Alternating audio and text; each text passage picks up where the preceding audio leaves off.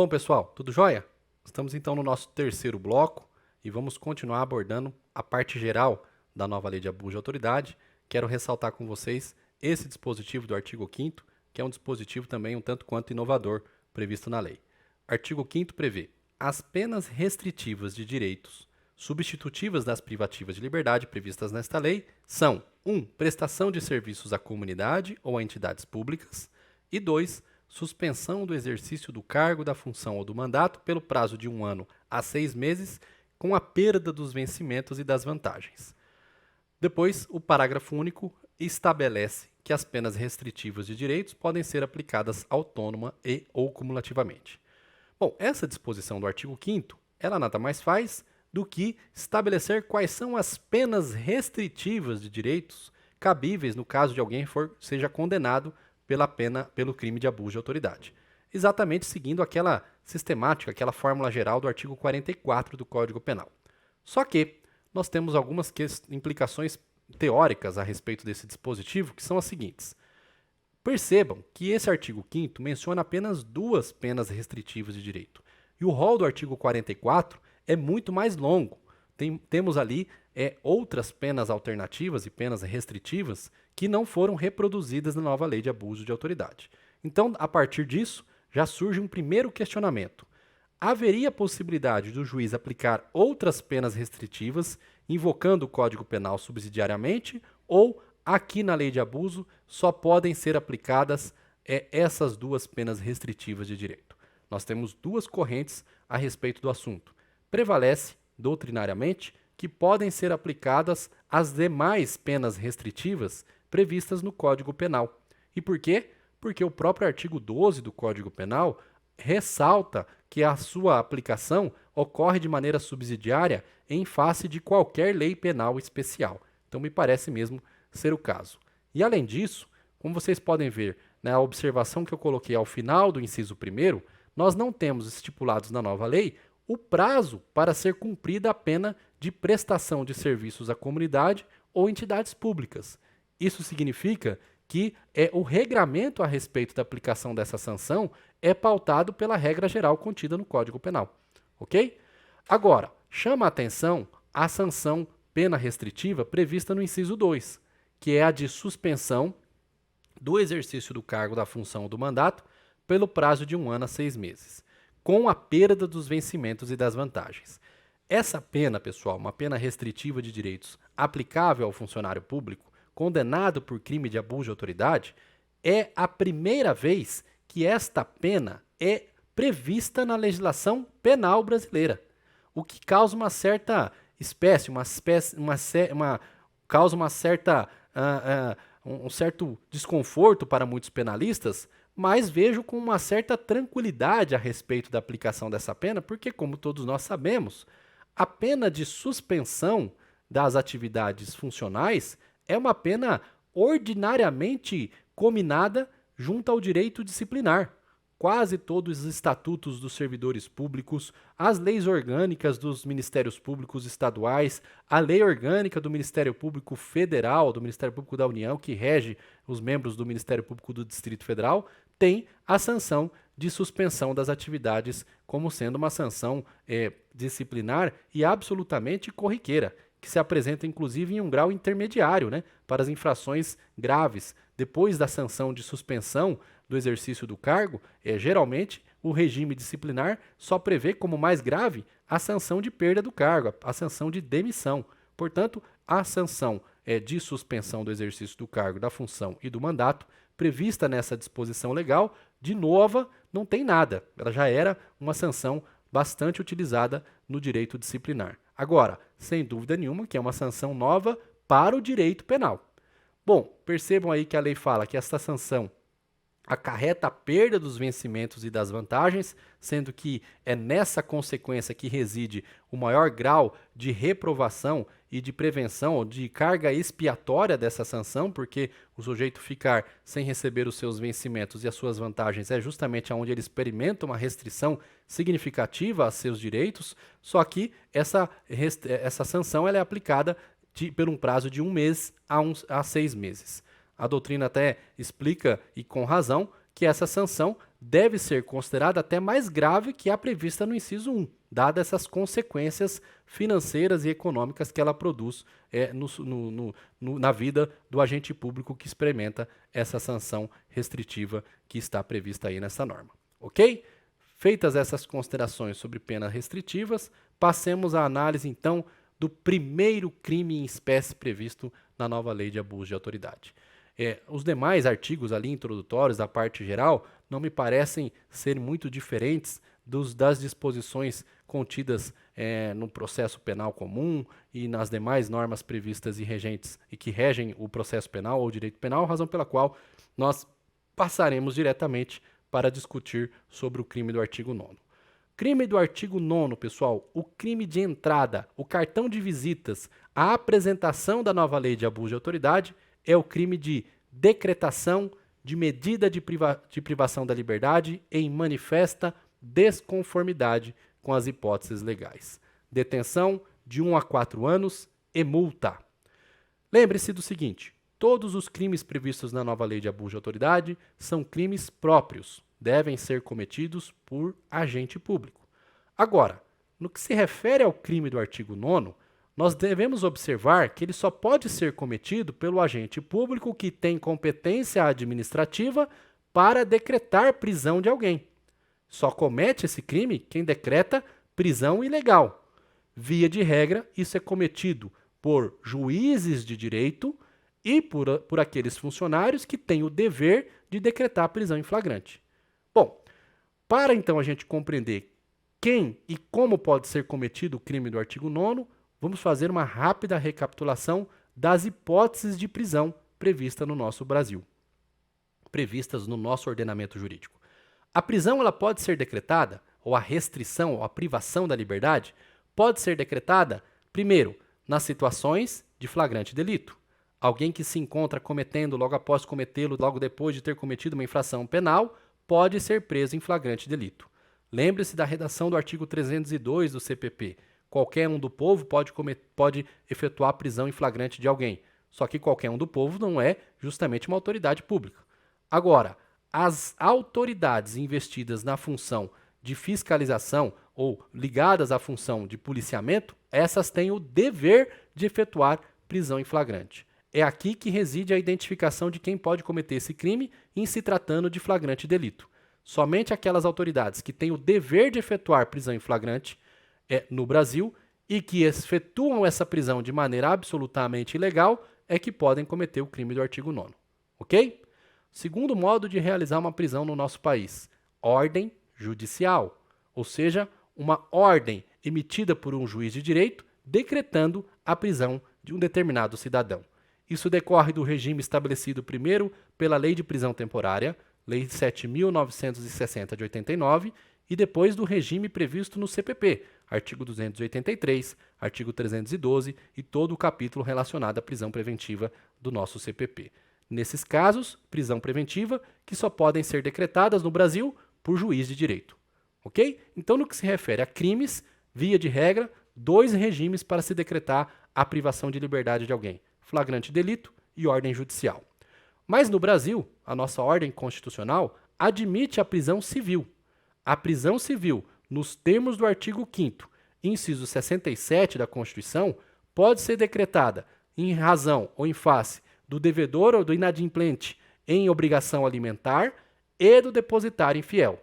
Então, eu até coloquei aí, cuidado, no que se refere ao depositário infiel, conforme estabelecido pela súmula vinculante número 25, não é mais possível a decretação de sua prisão, porque entendeu-se, como vocês sabem, que essa prisão se tornou inconvencional, incompatível com a Convenção Interamericana de Direitos Humanos. Portanto, remanesce no Brasil, no que se refere à prisão civil, somente daquele que não pagou dívida alimentar, ok? Não é possível, por exemplo, a prisão civil por dívida comum. Mas nós não podemos nos esquecer do regime estabelecido pela justiça prevista menorista, o sistema de justiça relacionado ao adolescente infrator. O adolescente infrator também pode ter a sua liberdade privada no Brasil porque cometeu fatos análogos àqueles previstos na legislação penal. A internação do adolescente infrator também é uma hipótese de restrição, de privação da liberdade de determinadas pessoas, no caso, adolescentes. Isso acontece em razão da regência feita pelo artigo 105 e 121 do ECA, e essas disposições são cruciais para se identificar quando que um adolescente pode ter a sua liberdade privada. Essas são as hipóteses de prisão ou de restrição da liberdade no nosso ordenamento jurídico. Então, quando que pode acontecer o crime? Todas as vezes em que a prisão ocorrer fora dessas hipóteses legais. Todas as vezes em que a prisão ou a privação da liberdade desrespeitar as disposições contidas e que regem essas hipóteses legais de privação da liberdade. Então, vou dar alguns exemplos fáceis, né?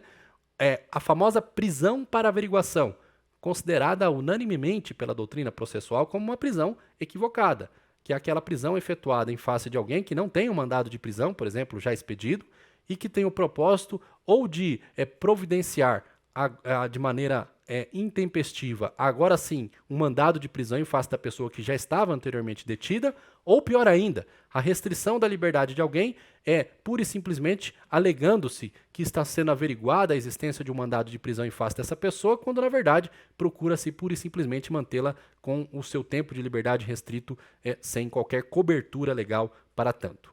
Outro exemplo bastante candente, prisão em flagrante forjado. O que é o flagrante forjado? Aquele em que a própria autoridade pública forja, fabrica, finge, transforma uma situação lícita em ilícita. Por exemplo, planta determinados objetos ilícitos na posse da pessoa para efetuar a sua prisão de maneira completamente inventada, né? O sujeito planta uma arma de fogo para o cidadão comum e aí lhe dá a voz de prisão pelo crime de porte ilegal de armas, entre outras condutas semelhantes a essa. A prisão em flagrante forjado é um clássico exemplo de prisão ilegal prevista e alcançada pelo artigo 9º da lei. Outros exemplos nós poderíamos dar, né? Uma prisão temporária, por exemplo, no caso de um crime que não está previsto no rol da Lei 7.960 como um crime alcançável pela prisão temporária. Vou dar um exemplo bobo e simples, né? Não se pode decretar prisão temporária no nosso Brasil por crimes praticados contra a administração pública. Não se pode decretar a prisão temporária de alguém que, por exemplo, praticou corrupção passiva. Incrivelmente, até hoje a nossa legislação não alcança esta modalidade de crimes como crimes que podem ser alcançados pela prisão temporária e uma decretação assim pode desafiar a caracterização do crime do artigo 9º. Prisão civil por dívida comum significa dizer, o sujeito não só pode ser preso no Brasil por dívida civil se ela for decorrente da obrigação alimentar. Qualquer outro tipo de dívida não permite que alguém seja preso no nosso país. Então, só para exemplificar, esses 4 exemplos aí servem para vocês visualizarem quando que pode alguém cometer o crime previsto no artigo 9º. Quando que uma autoridade pode cometer um crime previsto no artigo 9º. Ok? Claro que existem uma série de outros regramentos a serem observados no que se refere a respeito de prerrogativas, a respeito de momentos, de algumas formalidades imprescindíveis para realizar a prisão de alguém, mas isso deve ser analisado em cada uma das situações em que é decretada a prisão. Agora, o mais importante para finalizar esse crime do artigo 9º é lembrar-se que, para que haja o crime do artigo 9º, além de a privação da liberdade ter sido realizada em manifesta desconformidade com as hipóteses legais, é necessário que o agente tenha agido com aquelas finalidades específicas intencionais lá prevista no artigo 1º, parágrafo 1º, e que a decisão que decretou essa prisão esteja divorciada, seja teratológica, esteja para além das divergências de interpretação de uma lei, de uma valoração dos fatos e provas, para então ela ser caracterizada como abusiva. Agora, o problema desse dispositivo, e isso foi objeto das ADINs ajuizadas, por exemplo, pelas associações dos magistrados do Brasil, é que essa expressão, esse elemento normativo do tipo manifesta desconformidade com as hipóteses legais, expressa um elemento absolutamente incerto e não dá um contorno objetivo para a prática desses crimes, ou do crime do artigo 9º, e coloca os magistrados do Brasil em uma posição de fragilidade. E essa fragilização, para a Associação dos Magistrados do Brasil e para muitos, inclusive na nossa obra, nós sustentamos também esse ponto de vista, esse dispositivo acaba criando, como eu disse, uma incriminação de um comportamento regular, na maioria das vezes regular, e que desafiava reforma, desafiava contornos por outros instrumentos que não o uso do direito penal. Mas essa já é uma discussão mais crítica, mais doutrinária, e fico aqui o registro a respeito dessas considerações feitas nas ADINs propostas contra este dispositivo do artigo 9º. Ok? Bom, além do artigo 9º, nós temos o artigo 9º previsto no parágrafo único, que deu uma estendida naquilo que estava no caput, para fim de responsabilizar também a autoridade judiciária que, dentro de prazo razoável, deixa de 1. Relaxar uma prisão manifestamente legal, 2. Substituir a prisão preventiva por medidas cautelares diversas ou de conceder liberdade provisória quando manifestamente cabível, e 3. Deferir liminar da ordem ou ordem de habeas corpus quando manifestamente cabível. Bom, esse parágrafo único, percebam, é um parágrafo que aí sim somente alcança autoridades judiciárias, ou seja, somente juiz pode cometer esse crime, e essencialmente o primeiro inciso deve ser identificado, se assim entrar em vigor o artigo 3º-B do CPP, ou houver a revogação das liminares concedidas pelo Supremo Tribunal Federal sobre a constitucionalidade dessa norma, será um crime cometível essencialmente pelo chamado juiz das garantias. O inciso 2 também, via de regra, é uma competência administrativa, uma competência judicial do juiz das garantias, embora muito excepcionalmente pode ele ser cometido também pelo juiz do conhecimento, o juiz do processo, mas essencialmente o inciso 1 e 2 serão atribuíveis apenas ao juiz das garantias. Percebam também que esse crime é um crime omissivo, porque ele fala que o juiz cometerá esse crime quando ele deixar de, e aí segue-se o rol de condutas descritas nos incisos 1, 2 e 3. Agora, a grande imprecisão a respeito desse tipo penal é quando ele menciona que haverá o crime se o juiz deixar de praticar aquelas condutas ali dentro de um prazo razoável. E a lei não diz qual é esse prazo razoável para ele, por exemplo, relaxar uma prisão manifestamente legal, para ele, por exemplo, substituir a prisão preventiva por outra medida cautelar, para ele, por exemplo, deferir uma ordem de habeas corpus. Bom, o que acontece então a respeito da interpretação desse parágrafo 9º? Se nós já tínhamos uma razoável incerteza no caput, no parágrafo único, essa incerteza descritiva típica beira realmente o excesso e o abuso, razão pela qual me parece que esse dispositivo é mais inconstitucional a respeito, ou levando em conta aquela doutrina da vagueza excessiva que eu mencionei no primeiro bloco da nossa aula, a ponto inclusive de identificar que aqui nós temos uma violação patente à segurança jurídica e o princípio da taxatividade que deve reger as normas penais incriminadoras. Mas a doutrina costuma também considerar o seguinte, e aqui cabe eu colocar esta posição para vocês e explicar isso para vocês. Esse prazo razoável, ele é analisado levando-se em conta 3 principais aspectos. O primeiro diz respeito à maneira com que o próprio acusado, a defesa do acusado, postula, realiza as atividades defensivas dentro do caso. Segundo, deve ser levado em conta a complexidade do caso, porque analisar a necessidade, a possibilidade de converter uma prisão preventiva em medida cautelar e um crime de furto é absolutamente diferente da mesma tipo de análise de um crime envolvendo organizações criminosas, tráfico de drogas, entre tantas outras condutas. Então é necessário sempre levar em conta também a própria complexidade do caso. E, de acordo inclusive com o que já foi decidido pela Corte Interamericana de Direitos Humanos, também deve pautar a análise a respeito da razoabilidade do prazo para uma manifestação judicial a condição estrutural e administrativa dada ao Poder Judiciário para proferir uma decisão dessa.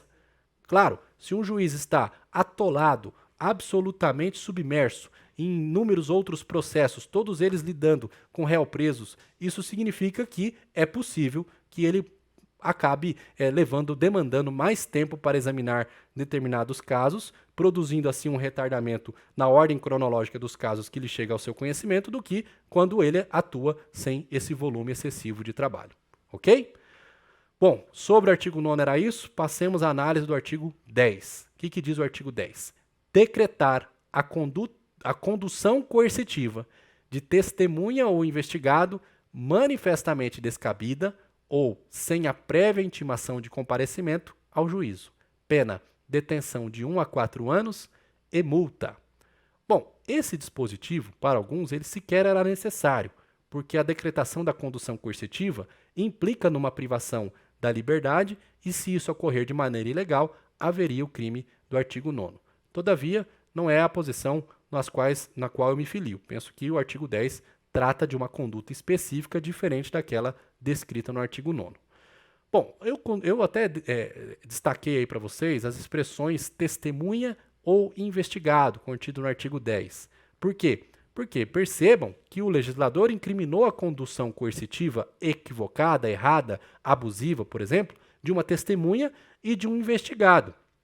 A lei, então, deixou de fora do raio de proteção dessa conduta abusiva o ofendido e os peritos, o que é de causar muita consternação, porque se a testemunha e o investigado são conduzidos equivocadamente e isso levou o legislador a sensibilizar-se e prever um crime de abuso de autoridade sobre isso, como foi que o legislador deixou de incriminar o mesmo tipo de comportamento, uma condução coercitiva absurda, abusiva, em face, por exemplo, de uma vítima? É evidente que a vítima precisa ter um atendimento minimamente condizente com o que se espera de um Estado que pretende lhe prestar serviços recompensadores ou reconfortantes frente ao ilícito que ela experimentou. De qualquer forma, não há o crime, então, do artigo 10, se houver condução coercitiva em face de ofendidos e em face de peritos no nosso país.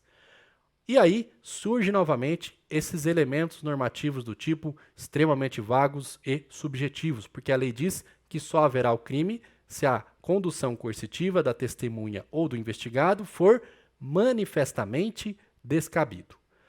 Bom, essa expressão ela deve ser analisada frente ao que estabelece o Código de Processo Penal no regime jurídico da condução coercitiva para se identificar quando essa condução é descabida. Mais do que isso, quando essa condução é manifestamente, obviamente descabida. É somente nessas situações que haverá o crime do artigo 10. E um primeiro passo para identificar uma condução coercitiva manifestamente descabida é lembrar para os senhores aquilo que foi decidido nas ADPFs 395 e 444, julgadas pelo Supremo Tribunal Federal, que decidiu que não é mais cabível a condução coercitiva de um acusado para ele pura e simplesmente ser interrogado. Por que o Supremo decidiu isso mesmo? Porque, disse o Supremo, como o sujeito tem o direito de permanecer em silêncio durante o ato do seu interrogatório, seria um contrassenso obrigá-lo, conduzi-lo coercitivamente para a presença de uma autoridade, para ele exercer o seu puro e simples direito ao silêncio. Seria uma perda de tempo de todos e, portanto, isso violaria o seu direito à não autoincriminação. Agora, cuidado, essas ADPFs não significam que não há mais a possibilidade de conduzir coercitivamente acusados no Brasil. Ainda é possível, sim. É possível conduzir coercitivamente acusados no Brasil para a produção de outros atos diferentes do ato de interrogatório. Exemplo, é possível conduzir coercitivamente um acusado para submetê-lo ao ato de reconhecimento pessoal, ok? Então, nesse caso, é possível sim conduzir coercitivamente um acusado. A segunda maneira de cometer esse crime do artigo 10 é sem a prévia intimação de comparecimento dessa pessoa. O que significa essa norma do artigo 10? Essa segunda modalidade? Significa que, para que se decrete a condução coercitiva de alguém, é necessário que esse alguém, essa testemunha ou esse investigado, tenha sido, primeiro, intimada para comparecer em um determinado ato e ela não compareceu. E segundo, que ela seja intimada novamente para comparecer neste ato sob pena de condução coercitiva. E aí sim é que a condução coercitiva é realizada de maneira correta, de maneira legal. Se ela for intimada para comparecer a um ato, sem o aviso prévio de que ela deve comparecer sob pena de condução coercitiva, e ela for conduzida coercitivamente sem esse prévio aviso, ela será vítima do crime do artigo 10. Ok? Então é necessário que se respeite essas condições colocadas pela legislação. Lembre-se, para arrematar esse estudo, para que haja o crime, a condução coercitiva deve ser manifestamente descabida, sem prévia intimação, deve haver a finalidade específica e a decisão decidindo essa condução, por essa condução coercitiva, deve ser uma decisão teratológica. Ok? Artigo 10, tranquilo, não há grandes dificuldades. Passemos à análise do crime do artigo 12. O crime do artigo 12 é um crime que se conjuga com uma disposição constitucional prevista no artigo 5º, inciso 62, que prevê a necessidade de determinados agentes públicos comunicarem uma prisão em flagrante para a autoridade judiciária em determinados prazos. Vamos lá, vamos examinar como é que está a redação do artigo 12. Diz ele: deixar injustificadamente de comunicar a prisão em flagrante à autoridade judiciária no prazo legal. Qual que é a pena? Pena detenção de 6 meses a 2 anos. Percebam, então, que é a primeira vez que a lei de abuso de autoridade utiliza-se de uma pena menor que aquela do artigo 9º e do artigo 10. Aqui a pena é de 6 meses a 2 anos, crime de menor potencial ofensivo de competência do Juizado Especial Criminal. Ok? Bom, como eu disse, esse dispositivo se conjuga com uma garantia colocada pela Constituição, que é a garantia de que todos devem ter a sua prisão comunicada para a autoridade judiciária para que ela realize o controle de legalidade e necessidade daquela prisão em flagrante, né, de restrição da liberdade. É claro que esse dispositivo perdeu muito da sua importância prática, tendo em vista a instituição das chamadas audiências de custódias no nosso país. Mas ainda é necessário que haja essa comunicação da prisão em flagrante feita para a autoridade judiciária para a realização desse controle. E esse prazo legal mencionado no dispositivo é aquele prazo previsto no CPP, que é o prazo do artigo 306, parágrafo 1º, que é o prazo de 24 horas. Portanto, nós estamos diante de uma norma penal em branco. Em branco porque esse prazo legal mencionado no tipo penal incriminador é esclarecido por uma outra norma, uma norma prevista no CPP. O complemento para identificação, para compreensão do comportamento incriminado do artigo 12 está sendo feito por outra disposição legal. Agora percebam que há um elemento normativo do tipo grifado aí em vermelho, importantíssimo dos senhores perceberem que só haverá o crime quando deixar-se de comunicar essa prisão de maneira injustificada. Isso significa que se não houver a comunicação, mas houver um motivo justo para esse atraso, não há que se falar em crime. Eu até coloquei um exemplo bastante simples. Imagine que não haja juiz, não haja plantão na determinada comarca e a autoridade policial que efetuou uma prisão em flagrante tenta levar ao conhecimento da autoridade judiciária, até remete para o e-mail, por exemplo, já que na maioria das vezes essa comunicação hoje é feita de maneira eletrônica, para o expediente forense, mas essa comunicação não chega para a autoridade judiciária, ou, por exemplo, há uma queda de energia elétrica, ou há alguma situação fortuita que impeça que a autoridade comunique essa prisão. Nesses casos, é claro, por conta desse elemento normativo do tipo, não haverá o crime do artigo 12, o que é salutar para identificar os casos em que não haverá este crime. Ok? Vamos dar sequência rapidamente para analisar a forma de cometimento desse crime prevista no parágrafo único. Diz a lei: incorre na mesma pena quem 1. Deixa de comunicar imediatamente a execução de prisão temporária ou preventiva à autoridade judiciária que a decretou. 2. Deixa de comunicar imediatamente a prisão de qualquer pessoa e o local onde se encontra a sua família ou a pessoa por ela indicada. 3. Deixa de entregar ao preso, no prazo de 24 horas, a nota de culpa, assinada pela autoridade com motivo de prisão e os nomes do condutor e da testemunha. E, inciso 4, prolonga a execução da pena privativa de liberdade, da prisão temporária, da prisão preventiva, de medida de segurança ou de internação, deixando sem motivo justo e excepcionalismo de executar o alvará de soltura imediatamente após recebido e de promover a soltura quando esgotado o prazo judicial e legal, que é a última modalidade do artigo 12, inciso 4. Eu tenho uma série de críticas a essa disposição do inciso 12, parágrafo único, porque, na verdade, percebam, especialmente no que se refere ao inciso 2 e do inciso 3, há uma incriminação de um comportamento que sequer diz respeito diretamente à obtenção da liberdade do preso. Né? Deixar de comunicar a prisão para a sua família ou deixar de emitir a nota de culpa, quando muito pode levar, principalmente do inciso 3, quando muito pode levar ao relaxamento da prisão, mas não há propriamente aí um bem jurídico violado no que se refere ao exercício da liberdade de alguém ilegalmente preso, razão pela qual me parece que o legislador equiparou situações bastante distintas entre si. Mas, de qualquer forma, é o crime que está posto no artigo 12. O inciso 4 é uma disposição que causa espécie porque, na verdade, o que está sendo incriminado aí é uma espécie de desobediência. Porque o que está acontecendo aí é o sujeito que recebe uma comunicação, um alvará de soltura, portanto, uma determinação para soltar um determinado preso, e ele a descumpre. Só que ele a descumpre sem motivo justo e excepcionalíssimo.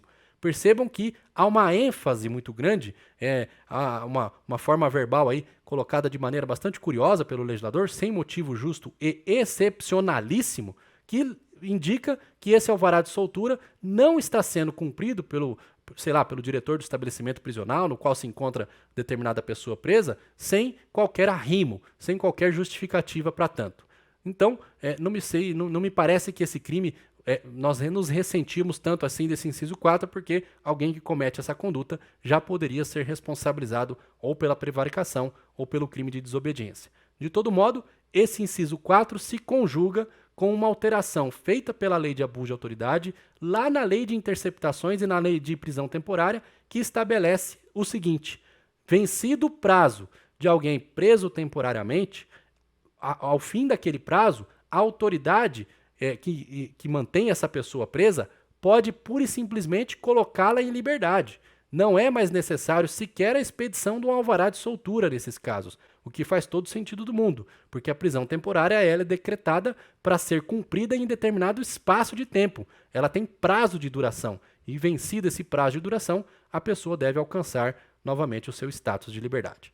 Bom, mas de todo modo, é a disposição do artigo 12, inciso 4, que eu acabei de explicar para os senhores. Ok? Bom, pessoal, vamos fazer uma pausa e voltar no próximo bloco para comentar um dos crimes mais difíceis de serem entendidos da nova lei, que é o crime do artigo 13. Até já!